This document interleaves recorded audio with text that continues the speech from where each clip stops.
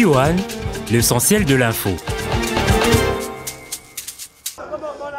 Ils sont là, ces présumés auteurs des attaques armées qui ont secoué la ville de Kinshasa le 27 février 2011. L'inspection générale de la police les a présentés ce lundi à la presse. Les assaillants, composés d'hommes, femmes et jeunes gens, ont été saisis avec lance-roquettes, mitrailleuses, fusils, AK-47, armes blanches, essentiellement de machettes Tramontina.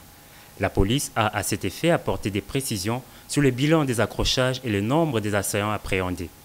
À l'issue de ces accrochages, 8 de nos vaillants combattants sont tombés sur le champ d'honneur et 11 assaillants ont été abattus.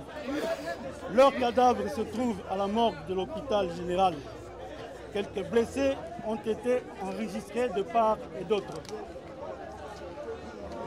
126 personnes ont été interpellées, dont 44 déjà mises à la disposition des instances judiciaires compétentes et les 82 autres se trouvent encore auprès des OPJ enquêteurs pour des auditions préliminaires. En attendant la poursuite des enquêtes pour des auditions préliminaires, la police appelle la population à la vigilance et aussi à dénoncer tout suspect, notamment porteur d'armes à feu ou d'armes blanches. Dans ces Boeing de Ewa Bora affrétés par le gouvernement, des Congolais vivant en Libye. Dimanche soir, un premier groupe de près d'une centaine de Congolais est arrivé de Tripoli. Un retour au bercail dicté par la vague de violence en Libye.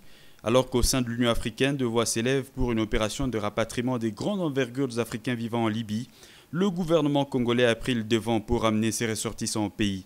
À leur arrivée, ils ont fait état d'une situation sécuritaire extrêmement tendue, une situation qui peut être rationnellement expliquée. Du côté de l'Europe, il n'y a plus facilité d'entrée. Combien sont ceux qui échouent dans des abîmes sans fond? J'ai fait allusion ici aux différentes mers. Et alors, ils se disent, il est grand temps que nous puissions secouer le piédestal de toutes ces monarchies, de tous ces pouvoirs caporalistes et de tous ces régimes peuplés de tortionnaires. Et ceux qui ont mis la main à la pâte, pour ne pas dire met le feu, qui ont mis le feu à la case, ce sont les jeunes. Pour ces spécialistes en relations internationales, l'Afrique subsaharienne ne sera pas épargnée par le vent des révoltes qui souffle sur le monde arabe. Qui sont ceux qui seront bientôt visités? Tous ceux qui ne connaissent pas ce que nous appelons le pluralisme démocratique. Tous ceux qui ignorent l'alternance au pouvoir. Tous ceux qui marchent sur les droits humains. Ceux qui ne connaissent pas la liberté de la presse et qui trouvent que la bonne gouvernance, c'est le cadet de leurs soucis. Ce sont ceux-là qui seront bientôt visités. Il n'y a plus d'espace pour les régimes caporalistes. Il faut noter qu'un deuxième groupe de Congolais était attendu lundi soir en provenance de Libye. Tête à tête entre le président de la CENI et la directrice du bureau Afrique du ministère des Affaires étrangères et de la coopération espagnole. La diplomate espagnole, en visite officielle en République démocratique du Congo, a voulu s'enquérir de l'évolution du processus électoral en cours dans le pays. Les sujets les plus importants, ce sont les élections qui auront lieu au pays cette année. C'est pour ça que je suis venue voir le président qui a été nommé récemment pour parler des élections et comment est-ce que les élections vont se dérouler, comment est-ce qu'il voit son travail et ainsi comme les apportations de la communauté internationale. De l'apport des partenaires extérieurs, l'Espagne, apprend-on de la diplomate, aurait déjà apporté sa contribution. L'Espagne a déjà fait une contribution bilatérale, $1 million. Et après, on va étudier, on va voir comment va se développer la préparation des élections. Et on va étudier et peut-être de continuer à appuyer les élections. Le processus électoral intéresse autant la classe politique, les électeurs, que les partenaires extérieurs de la République démocratique du Congo. À la prochaine.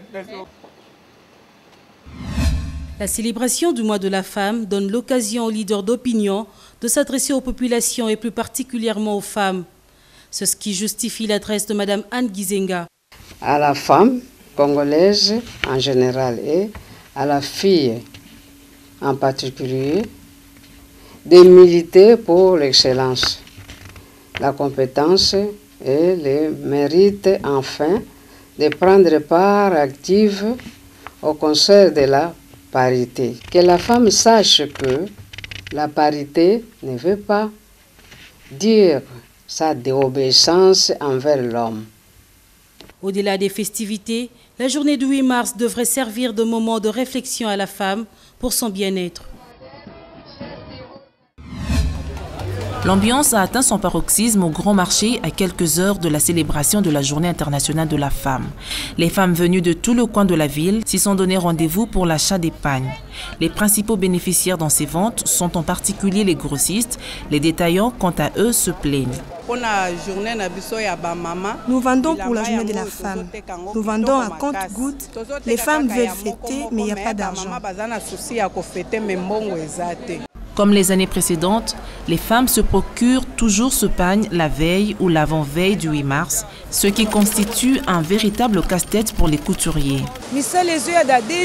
Comment finir la confection des pagnes car ils arrivent à 1 ou 2 jours de la date butoir?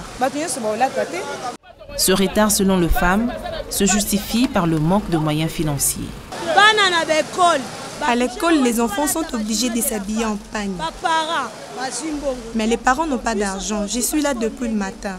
Un constat, cette célébration de la Journée internationale de la femme se résume dans notre pays par le port des pagnes et pourtant elle devrait être beaucoup plus consacrée aux avancées de la condition féminine.